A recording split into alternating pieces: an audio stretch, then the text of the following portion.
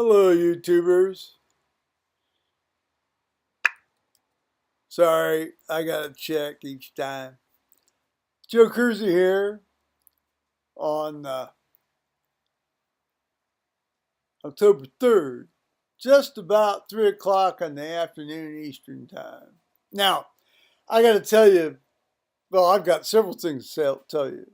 I didn't think I would do, but turns out I do. Now, I went out the other day and I bought something I always have wanted.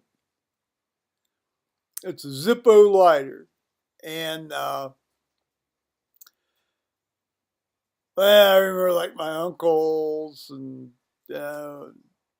guys, they'd open this thing and they'd sort of open this bastard. I'm sorry, open this thing up, and they'd flip this thing on. Oh, oh, I'm being faked out. There we go. Now let me flip it. Let me flip it closed in the classic Zippo manner.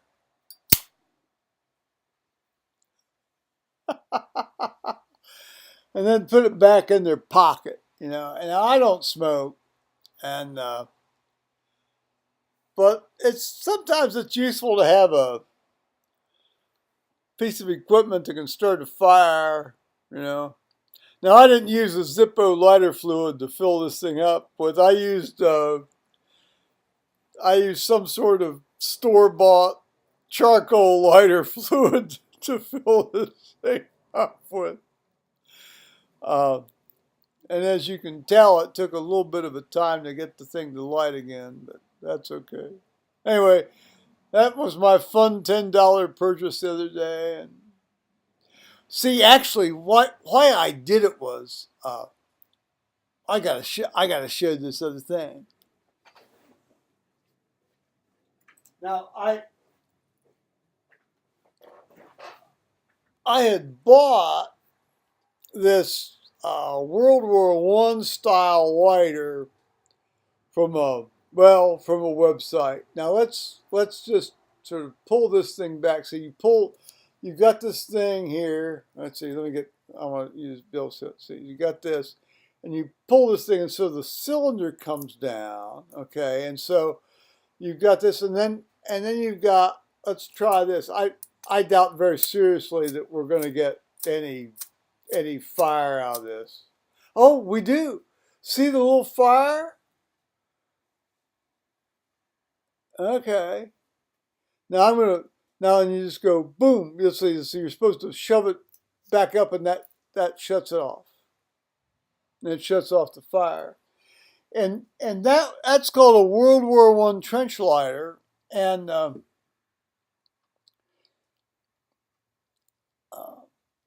I don't. Again, I said I don't smoke, but I bought the World War I trench lighter initially, and then later on I bought my Zippo here.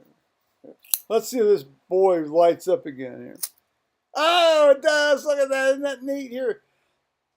Listen to how it flips off. It's just like all the guys I used to know that smoked heavily.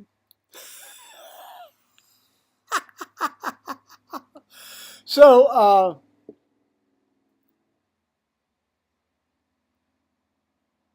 anyway, these we have these torches at the back of the church. By torches, I mean like they're like candlesticks or things you carry up in a processional situation. But the issue comes with sometimes they have a hard time getting these things lit. So this retired judge and I have sort of stockpiled some things back here where we can we can help these lads and lasses out. Now, of course, depending on the skill level of the child, Uh, how long can we trust this individual with a piece of fire in their hands? And so um, I think now, with the addition of my little Zippo, this arsenal. Now I had used the World War I trench lighter at an earlier time, much to his great delight and the judge's great delight, retired judge's great delight. But uh, now I'll be able to carry this thing around. But plus it's particularly given the fact that I don't have like I don't have keep it if I keep it upside down, the stuff. I suppose I could try and pop for some sort of more volatile liquid, but I've always wanted one of these bad boys, so there it is. So I bought myself a Zippo, $10, self-indulgent. Now is it?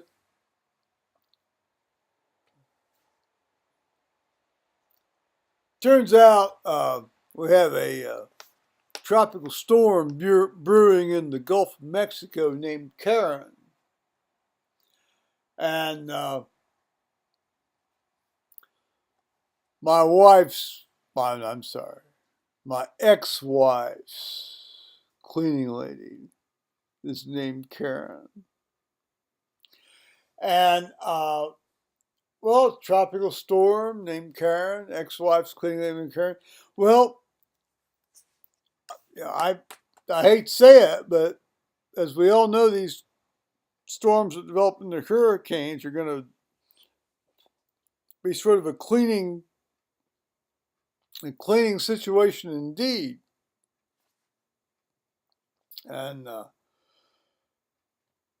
now, if it could run all the way up to Columbus, Ohio, and flush out all the stuff that Mac's wife thinks is in her house and needs to be flushed out. Well, no, obviously, I'm being facetious. Now we got, as you might imagine, I fell into a conversation with my ex-wife today. Uh, we do that. We've probably spoken pretty much, well,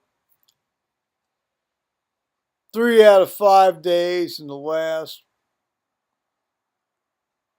40 some years. Well, I can't be 40 something. Let's see, 1975. Let's see. 30, no, 38 years? No. Well, a long time. And, and so we got talking about measles vaccination. Well, here, this may be the more serious part of this discussion. Um, Let me tell you the story of measles and polio vaccination funding. Now, this was told to me while I was a medical student in a lecture hall setting by a guy that was involved in this, whose name escapes me right now, but so take this for what you make of it, guys. He said, well, in the mid 1950s, it became clear that you could develop a measles vaccine or a polio vaccine. And of course, polio had a far better poster child sort of publicity uh, campaign that's allowed for, because you got all these paralyzed kids, on crutches and stuff, and then all the people in iron lungs. And in terms of the number of people that got polio and had complications, it was relatively small. You just didn't, people got polio. Basically, polio for most people was just a bad bout of diarrhea. That's all it was. And, but, the ones that got neurologic complications, then that came long after that oddball bout of diarrhea. And, uh, and then it became clear, oh, you had polio. Oh, you have polio, or you are suffering from the side effects of polio or the end effects of polio. And, okay, well, that's well under half of 1% of people who had polio. And of course, when you saw it, it was very visible. Now, the thing about measles was, of course, is anybody's had old-fashioned measles, rubeola, old-fashioned measles, knows that uh, there are very few things in the world that make you sicker than rubeola. I myself was sick for over 2.5 weeks, laying in a darkened room with a fever of 106 there for about 3 days. The first and second time I've hallucinated because of a fever. Well, maybe third actually. And well, no. Second time I've hallucinated because first of 2 times I've hallucinated because of a fever, but third time hallucinated because of elevated body temperature. And wow, I mean, and so many people, in terms of the number of people that got messed up by measles. Uh,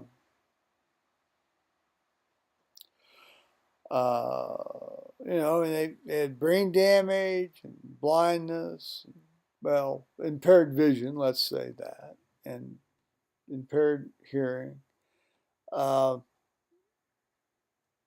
Rubeola was a bastard, quite honestly, and so, I mean, that's the disease that you want to really, in terms of the number of people, plus the percentage of people, kids that were being impaired by that, we're talking like 1-2%. So in terms of the numbers of affected individuals, in terms of permanently impaired. Uh, so which disease do we tackle first? Which disease do we tackle first? This is the government making a decision. And so the decision was made to tackle the more visually impressive disease first, which is polio.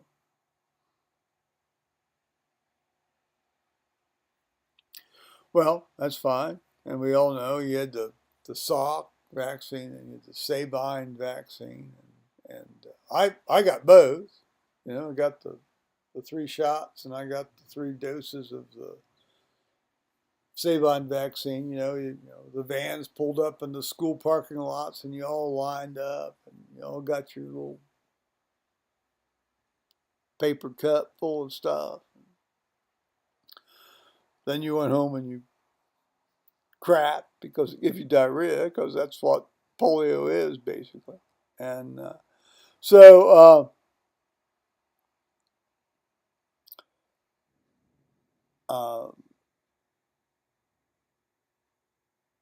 well, so measles. So I mean, so anyway, so they eventually then after all of this stuff went by, they did the rubeola vaccine, and they got a standalone measles vaccine.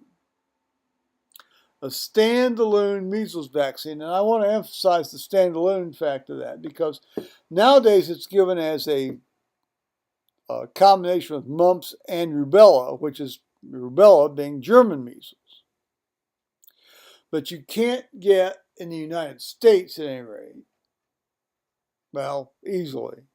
Now, I can't, maybe I may be wrong about whether you can get it or not, but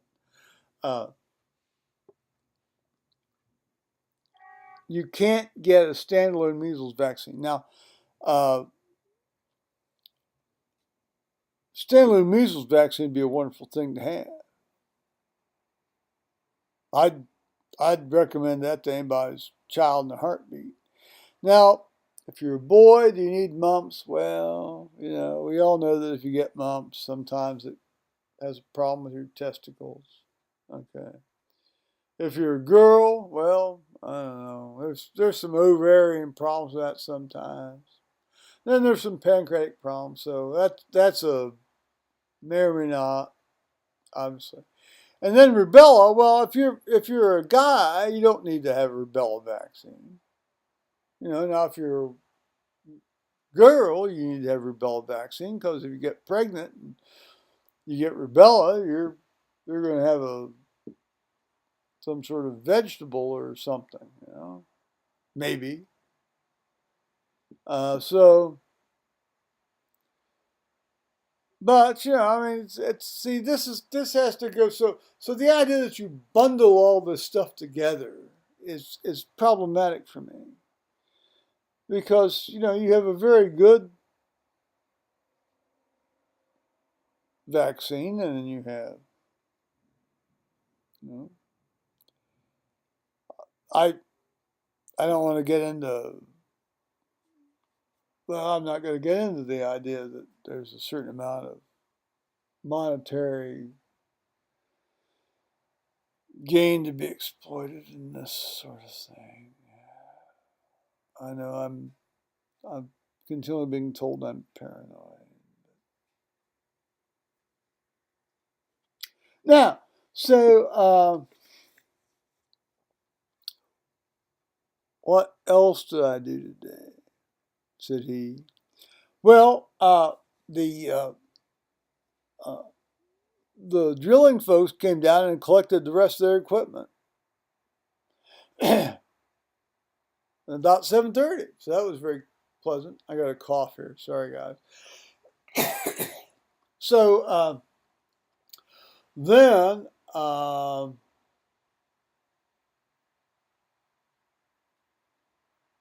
I spent about an hour this afternoon looking at this Vanguard investment web broadcast talking about estate planning, which didn't tell me too much different than what I already knew. Okay, and then I'd be sitting out there right now, except we've got thunderstorms coming through, so obviously not. But if I had not been sitting out there, that would become because bees were besetting me. And then we have, see, I've got a list. I just don't do this off the cuff sometimes. I know I do sometimes. And then we have 2 new funerals coming up here on Saturday, so I'll see if I end up reading.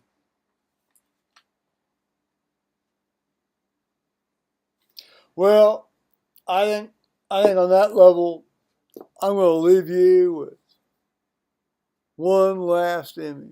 Yeah. Look at this fine product made in the United States.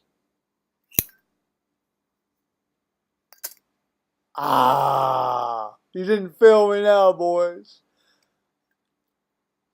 Here you go, Uncle Willard. I'm going to snap this thing shut like you used to do.